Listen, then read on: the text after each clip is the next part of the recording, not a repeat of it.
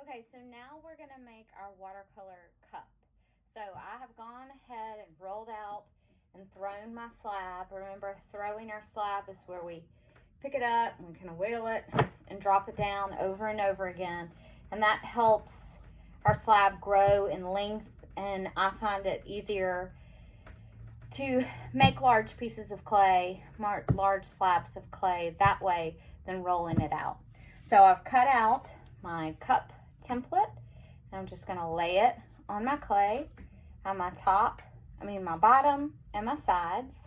Now for my sides, to cut it out, I'm going to use my little card, and I'm just going to slice my clay like so.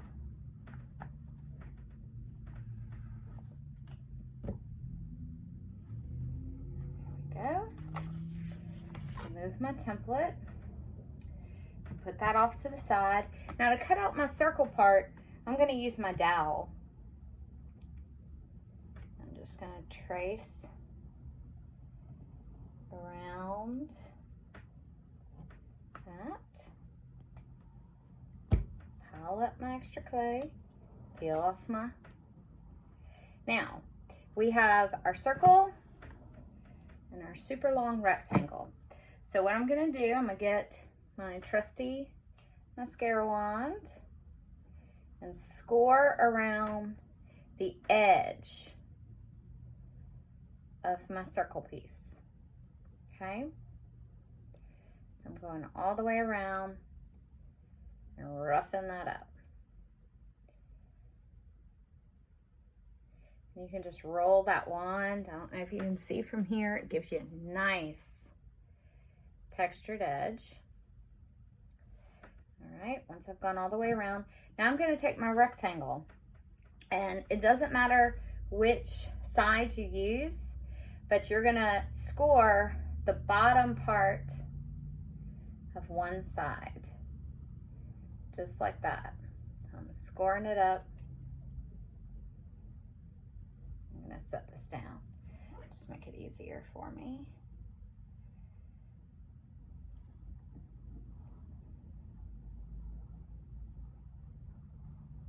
All the way across. And you can go back and add a little bit of slip to it. Just like that, okay? Double check in here. That's all nice and scored. Okay, make sure you have your little white cutting card close by, because we're going to use this to cut off the excess of our cup. So I'm going to take my rectangle and I'm going to wrap it all the way around like so. Now, I don't have too much excess, which is good. But if you want, you can slice off that little bit, this little seam. I'm going to leave mine because I kind of like that look. So I'm going to hold it very gently and I'm going to flip it over. You see how there's that seam?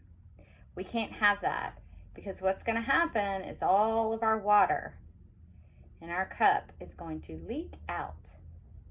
So you're going to take your finger and smooth, kind of work back and forth, working the clay, pushing from the other side and seaming it in.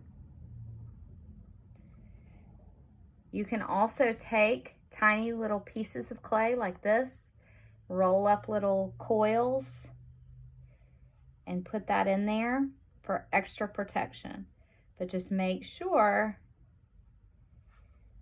you are getting rid of all those creases, having a nice smooth edge all the way around. I'm rolling up another little coil just for extra protection, putting that in that seam. Do one more. And if you have some of that slip coming out, that's okay. Just smooth it out.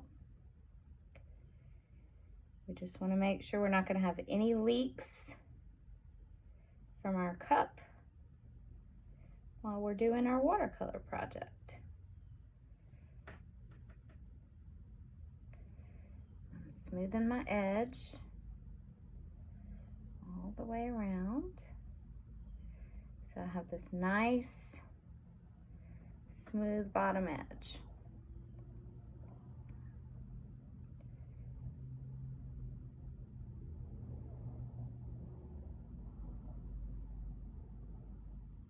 And wherever I'm smoothing, my fingers on the other side, my other hand, supporting it so I don't push it too far in.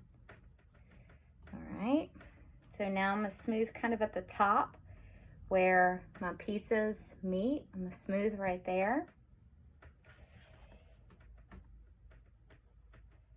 And again, I'm supporting from one side. Wherever I'm smoothing, I'm supporting from the other side. And smoothing all my edges. You can take your dowel and very gently trace around the inside just to reinforce that seam and make sure it's nice and smooth in there. You're gonna come out with excess clay. Just take that, put it in your slip bucket.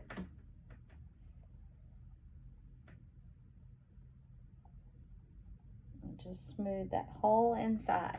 If your hand's small enough, you can use your hand. Mine is not, so I'm not even gonna attempt that. But we just wanna make sure it's all nice and smooth.